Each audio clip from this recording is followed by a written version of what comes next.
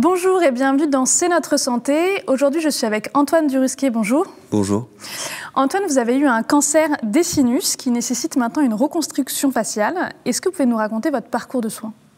Oui, j'ai eu un cancer des sinus en 2019. J'ai eu de la chimiothérapie, j'ai eu des lourdes opérations en janvier 2020 et puis j'ai eu de la radiothérapie couplée à de la chimiothérapie. Et alors, en ce qui concerne la reconstruction faciale, comment ça s'est passé? Alors, en fait, ça fait suite à la première opération qui a eu lieu en janvier 2020, qui avait pour but d'enlever la tumeur. Donc moi, j'avais une tumeur, c'est un cancer des sinus, donc j'avais une tumeur qui faisait à peu près la taille d'une noix entre les yeux et le cerveau. Donc on m'a découpé un cube au milieu du visage, en fait. On m'a enlevé une partie du nez. Pour cela, on a reconstruit temporairement avec un lambeau de peau issu du bras. En fait, comme la tumeur allait jusqu'à la limite du cerveau, en fait, il y a une partie de la dure mère, ce qui enveloppe le cerveau, qui a été enlevée. Et on a reconstitué, en fait, les chirurgiens ont reconstitué cette partie de dure mère avec un morceau de tendon à la cuisse. Donc, en fait, cette reconstruction n'était que temporaire dans la mesure où elle permettait d'enlever la tumeur, de traiter le cancer et seulement dans un second temps, mais quelques années, enfin une année et demie après, on a pu commencer la reconstruction faciale à proprement parler. Qui s'est passé comment? Qui a été assez compliqué puisqu'il y a eu plusieurs rebondissements. En effet, ma greffe s'est réouverte à plusieurs reprises. En fait, elle s'est ouverte 4 fois au total. Donc à chaque fois, ça a décalé ce qui était prévu. Et ma reconstruction faciale à proprement parler a débuté en novembre 2022. Voilà, et donc elle a consisté à prélever un morceau de front, d'enlever en fait ce qui avait été effectué pour le traitement du cancer, et de prélever un morceau de peau du front et de le retourner pour le mettre au milieu du visage, de manière à ce qu'il y ait une harmonie en termes de pigmentation et de texture de peau. Et au début, il y a un morceau pour reconstituer l'os du nez qui avait été enlevé. C'est une matière en Medport qui avait été mise pour reformer l'arête du nez. Et en fait, cette greffe s'est ouverte également. Donc ce dispositif a dû être enlevé. Et finalement, on m'a réopéré, on m'a prélevé du cartilage aux oreilles. D'accord. On a reformé l'arête, mon chirurgien a reformé l'arête du nez grâce à ce cartilage. Et c'est comme ça que ça a été effectué. Mais il y a eu beaucoup d'opérations et c'est pas encore fini, je suis encore dedans. Ouais. Alors évidemment, tous les cancers ont un impact sur le physique. Dans votre cas, c'est un cancer qui n'est pas du tout dissimulable. Comment on vit avec le visage de quelqu'un qui n'est pas le nôtre ? C'est extrêmement compliqué. Clairement, c'est un gros traumatisme d'apprendre ça. C'est dévastateur. Enfin, moi, j'ai appris ça. Je croyais que c'était vraiment la fin de ma vie, quoi. Enfin, vraiment, il y a un moment où j'ai perdu espoir. Je suis plutôt de nature optimiste, mais là, vraiment, c'était très dur. Et en fait, au début, j'avais énormément de mal Enfin, je n'osais même pas regarder mon reflet, quoi. Ma femme avait couvert tous les miroirs de ma chambre à Gustave Roussy pour ne pas que je voie mon reflet. Et en fait, la première fois que j'ai vu mon reflet, c'était lorsque, en fait, à Gustave Roussy, il y a des tablettes sur lesquelles on peut regarder la télé. Et en fait, une tablette éteinte, avec le reflet de la lumière, j'ai vu mon propre reflet et j'ai sursauté même. C'est comme ça que j'ai vu pour la première fois mon visage post-opération. Donc c'est hyper compliqué. Comme vous le disiez, c'est un cancer qu'on ne peut pas dissimuler. Donc en fait, c'est inscrit sur notre visage.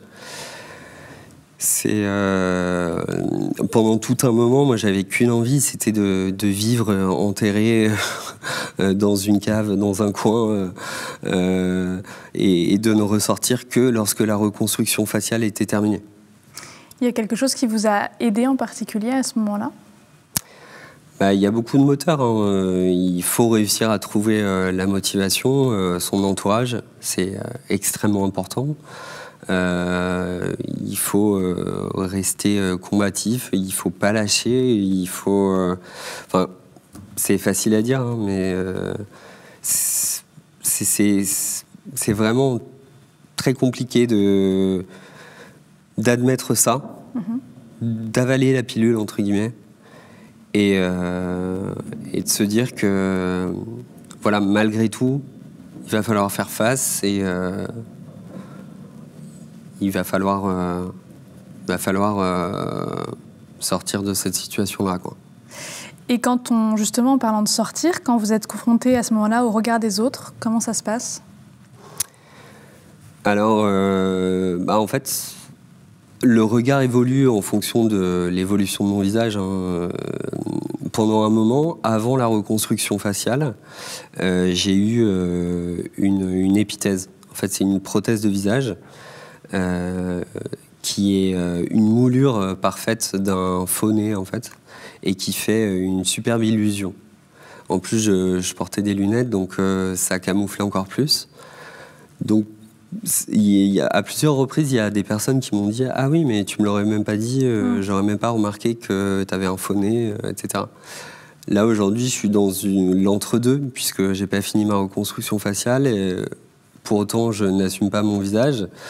Je porte un pansement, soit suite à des opérations. Là, j'ai été opéré il y a à peine une semaine.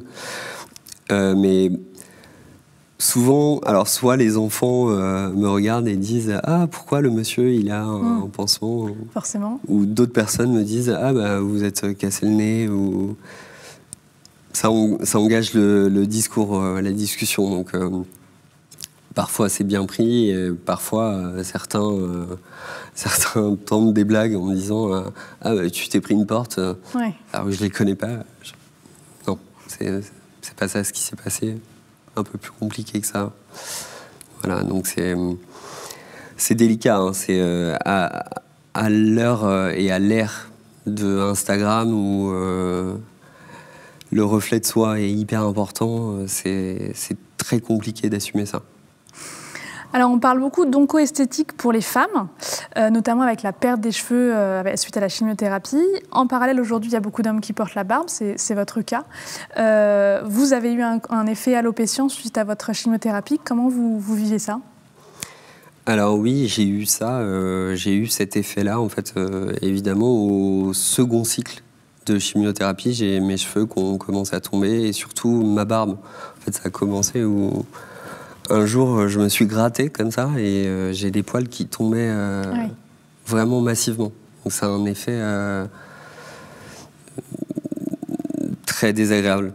Donc en fait, dans ce cas-là, il vaut mieux tout raser. Hein. Et le hasard faisait que à la fin de la semaine, j'avais le mariage d'un très bon ami où j'étais témoin.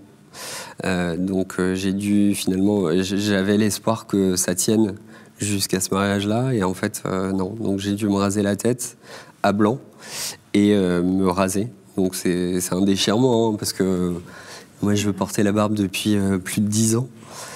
Et là, aujourd'hui, ça repousse, mais c'est vrai que notamment suite à la radiothérapie, où j'ai eu énormément de rayons dans la sphère ORL, notamment sur toute cette zone, la gorge, j'ai plus du tout de poils. Et j'en ai perdu, c'est devenu un peu éparse ici et là, quoi. Donc c'était compliqué aussi ce changement de visage. C'est très compliqué, oui. Alors, c'était avant même les opérations. Oui. Mais c'est vrai que ça se rajoute après aux opérations. Ça va de pire en pire, en fait. C'est comme un gouffre où on tombe dedans, on ne sait pas quand est-ce qu'on ressort. Alors, pour une femme, vouloir être belle, ça paraît naturel. Pour un homme, est-ce que c'est plus compliqué de vouloir être beau ? Je pense pas que ce soit plus compliqué. C'est peut-être, on a peut-être plus d'arguments à donner ou de dire que c'est réellement important pour nous.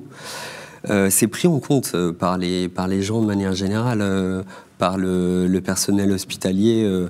J'avais notamment une infirmière qui me disait il paraît qu'on peut se mettre du marc de café pour donner un genre de barbe lorsqu'on perd tous ses poils. Mais après, oui, je pense que c'est peut-être encore plus difficile pour une femme parce que voilà, il y a cette image de la féminité, etc. Mais c'est également très dur pour les hommes. Et voilà, aujourd'hui, on a également, les hommes accordent de l'importance à leur image. Moi, c'est le cas. C'est vrai que j'avais tendance à souvent me regarder dans le miroir et c'est vrai que je suis passé par différentes phases où aujourd'hui, sur certaines photos d'avant, je ne me reconnais plus. Lorsque je me regarde dans le miroir, je me dis que c'est plus la même personne. C'est hyper dur. C'est très compliqué à gérer, ça. Après, voilà, je garde espoir. Je suis en parcours de reconstruction. Je ne sais pas à quel visage je pourrais prétendre. Mais voilà, je suis en voie de reconstruction. Et justement, qu'est-ce qu'on a pu vous proposer comme type d'aide ? Vous avez parlé de prothèses. Est-ce que vous avez eu d'autres types d'aides ? Alors ça, c'était essentiellement la plus grosse aide, un épithésiste qui comme je le disais tout à l'heure, qui reforme une prothèse sur mesure vraiment, qui s'adapte vraiment très bien. Après, j'ai pas eu plus d'aide que ça sur la partie esthétique. C'est vrai que là-dessus, je pense qu'il y aurait matière à aider, peut-être en échangeant avec d'autres patients. Je pense que pour les femmes, c'est souvent le cas. Oui. Pour les hommes, j'ai pas eu l'occasion d'avoir de groupe de personnes, d'hommes qui ont été atteints par ce type de cancer ou du moins qui ont eu ce type d'effets secondaires et quelle expérience ils ont eu et ce qu'ils ont pu effectuer pour contourner ce type de soucis-là. Alors aujourd'hui, vous êtes en rémission. Il vous reste encore quelques opérations de reconstruction faciale. À la maison, les miroirs ne sont plus couverts. Quelle relation vous entretenez avec l'homme de l'autre côté du miroir ? Je dirais que ça va mieux. C'était très compliqué à un moment, évidemment. Maintenant, même si parfois il m'arrive encore de me dire que c'est un déchirement, parce que c'est inéluctable en fait, et c'est irréversible. Donc il faut faire une croix sur le passé, quoi. Il faut admettre qu'on n'a plus le même visage. J'essaie de prêter attention à l'image que je renvoie. Je trouve des artifices, comme par exemple porter la casquette, camoufler les cicatrices. Et des soins de visage, des crèmes pour améliorer les cicatrices sur le long terme. Après, évidemment, il me reste, comme vous l'avez dit, quelques opérations pour améliorer la situation. Et puis, mon chirurgien me dit également que le temps va jouer en ma faveur, dans la mesure où ça va pouvoir lisser les cicatrices et harmoniser tout ceci. Je pense qu'il y a également aussi potentiellement des soins qui peuvent être effectués, comme par exemple de la kiné ou des massages locaux qui permettent d'adoucir les cicatrices.